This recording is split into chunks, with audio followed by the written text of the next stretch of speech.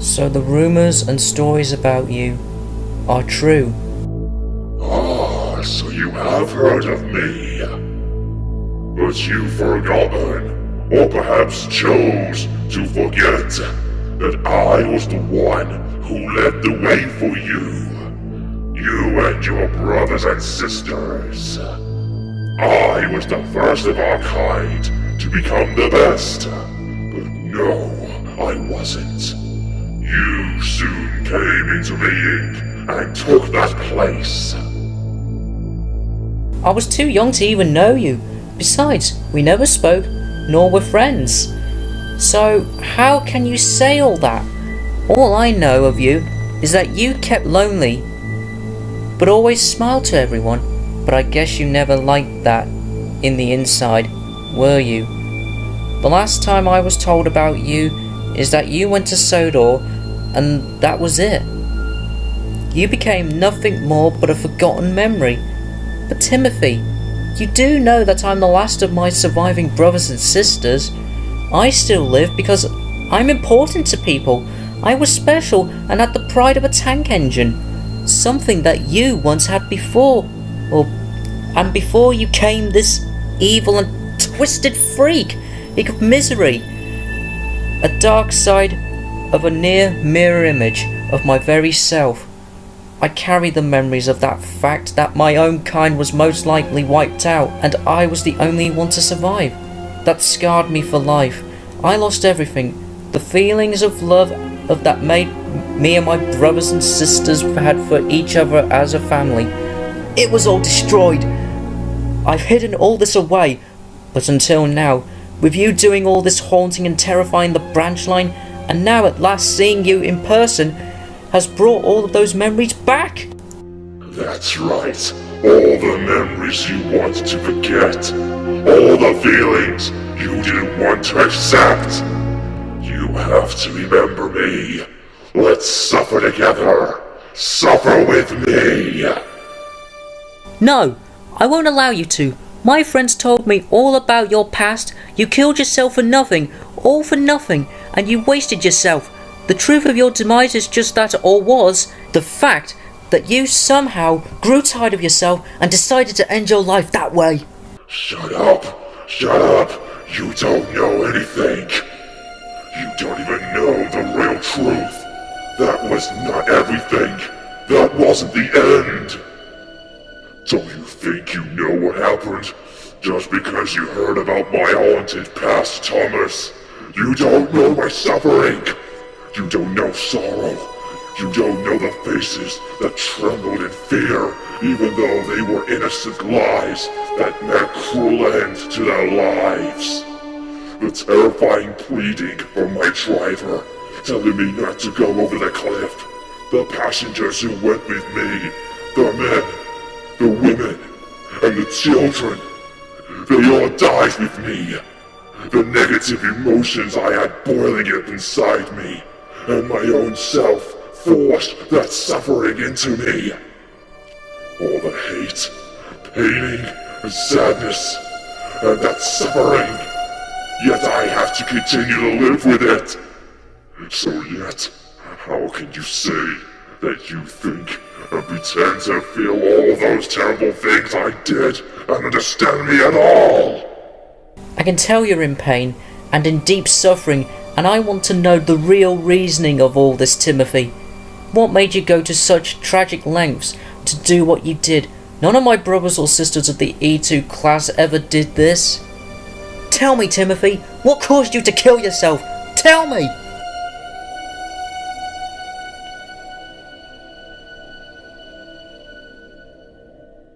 Thomas, the truth of my demise will never be known by those who are told, for I took that with me along with my victims. But all of them, except one, were unfortunate. All but one?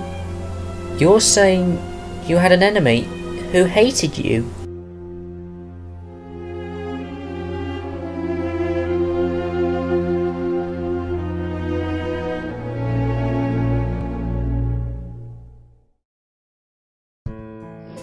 You see, I was only a prototype for the rest of the class of E2 class when we were introduced in 1913. I was used a lot and showed we could be useful and reliable.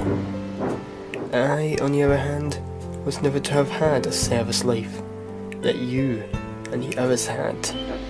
But I was wrong. I was kept with the London, Brighton and South Coast Railway and got to do passenger trains and freight work. Even if I did a little work, I still considered it a big deal and worth doing. You and I never met much and barely spoke, but we would exchange whistle salutes as we passed by. And towards the end of 1913, I was put to the side and retired. But that was short-lived, and I was handed over to Sodor to help with the railway's growth. But I was in terrible shape, and being used so long, my parts were worn, and at the time was difficult to repair. But what was worst of all was the way I was treated by the old controller. Throughout 1914, before the outbreak of World War I was treated badly by the people who did not know how to drive us engines properly. But that was because the controller assigned them to do that, to make them look like professional crew members. I never had any accidents while this happened, but I was so angry and embarrassed that I rapidly lost my pride and faith in who I was, and I went into a deep depression. Around early 1914, I was scolded and looked down by the old controller. The fact was that he never really understood how to run a railway and was only into money and greed.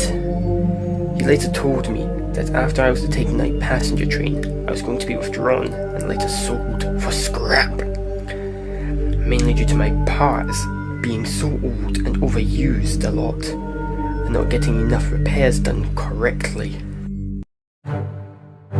At this point, I was so upset and enraged, my pain running out of control, and started to plot my revenge against the controller.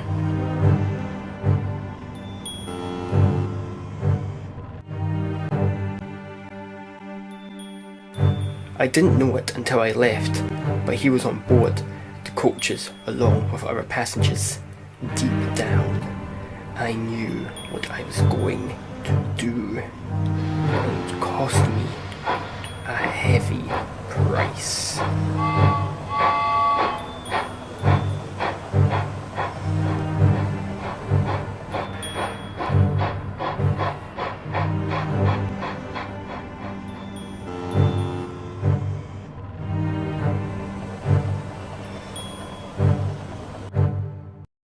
As I neared the station on my journey, my driver applied the brakes. But they failed and I sped up, going faster and faster. I refused to listen to my driver's pleas to stop, and after I got turned onto the wrong track and saw I was heading towards a cliff, I gave in to my hatred and pain and shouted out my last words, cursing and falling to my death, taking every soul with me, including the controller who made my life a living hell.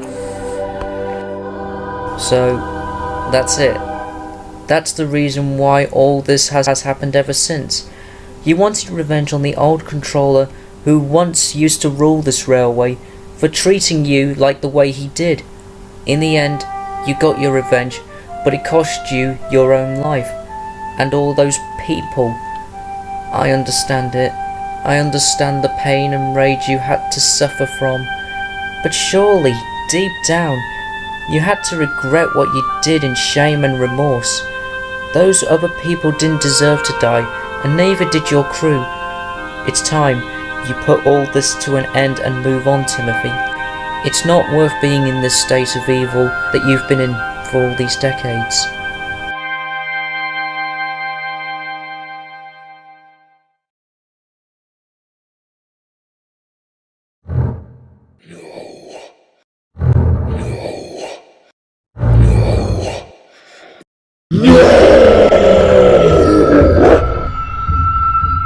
I won't rest, nor will I move on.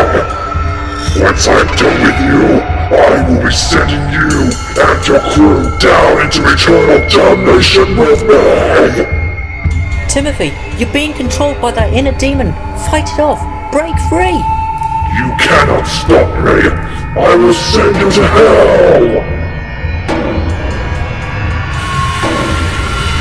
You can't prevent me from completing my quest. The end is upon you.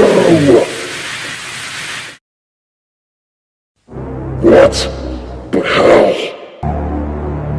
No. No. Curse you! Curse you, Thomas!